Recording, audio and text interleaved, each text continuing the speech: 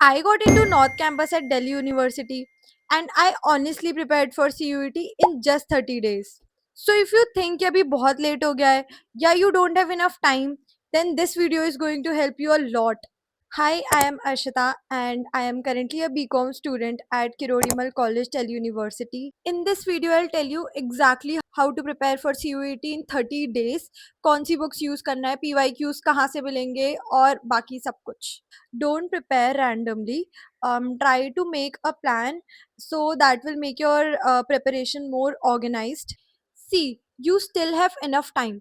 Of all अपने जो भी 10 to 15 डेज है स्टार्टिंग के, dedicate all those days for your revision. आपने जो भी ट्वेल्थ में पढ़ा है, आपने जिस बुक से ट्वेल्थ में पढ़ा है, आप वापस पूरा सिलेबस एक बार रिवाइज करो इन स्टार्टिंग के 10 दिन, because revision is very important actually when you have studied these subjects in your class 12th.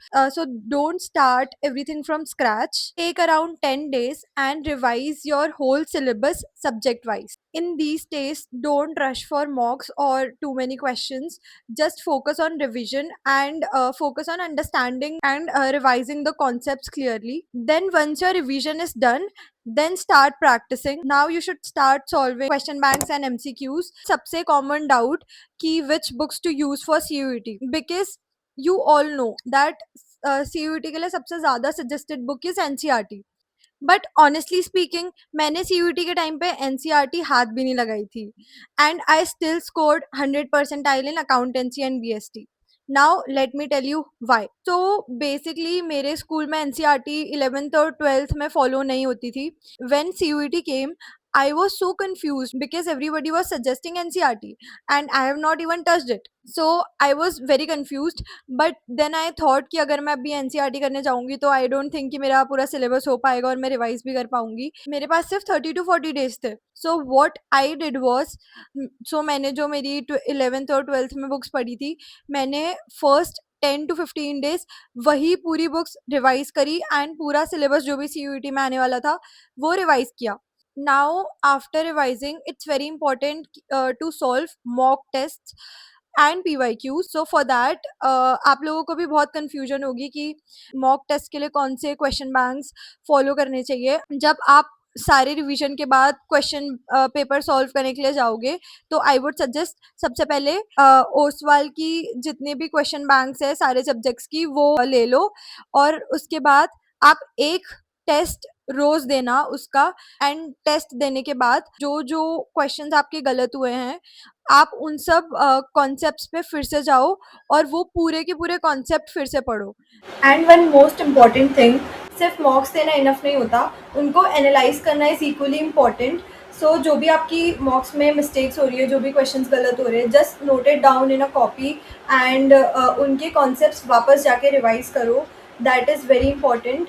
In your last 10 days, your main focus should be on PYQs. One more important doubt कि PYQs कहाँ से मिलेंगे, क्योंकि आपको अभी कुछ लोग suggest करेंगे बहुत सारे ऐप्स जहाँ पे आपको कुछ पे करके PYQs का एक्सेस मिलेगा एंड आपको सब्सक्राइब करना पड़ेगा. बट आपको वो सब करने की बिल्कुल ज़रूरत नहीं है, क्योंकि एक ऑफिशियल सोर्स है जहाँ से आपको फ्री में PYQs मिलते हैं एंड दैट इज़ NTA की ऑफिशियल वेबसाइट. तो अगर आप एनटीए की ऑफिशियल वेबसाइट पे जाओगे तो आपको वहाँ पे सारे PYQs फ्री में मिलेंगे. तो अगर आपको PYQs की प्रैक्टिस करनी है तो वहीं से करना. Now specially for commerce students, आपका जब एक बार का पूरा रिवीजन आपके सिलेबस का हो जाता है और आपने मॉक टेस्ट सॉल्व करना स्टार्ट कर दिया है, I would strongly recommend Sunil Panda sir के क्वेश्चन बैंक्स, क्योंकि उनके क्वेश्चन बैंक्स बहुत हेल्पफुल होते हैं एंड आपको आपकी एक्चुअल सीयूटी एग्जाम में वैसे क्वेश्चंस बहुत सारे देखने को मिल जाएंगे. When you will be solving your mock test, तो आप एक मॉक टेस्ट रोज देना एंड उसके साथ साथ आपको अपना रिवीजन कंटिन्यू करना है.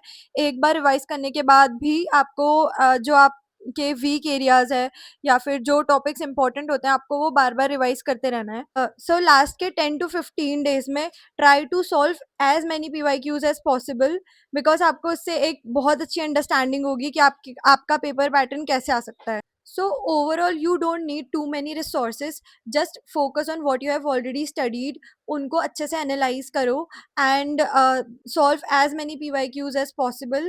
Even if you are starting late, you still have enough time if you are consistent. If you follow this kind of structure, first revision, then practice, then mocks, your preparation automatically becomes much more clear. And one thing I realized is CUET is not about studying the whole syllabus. CUET is literally very predictable in terms of pattern.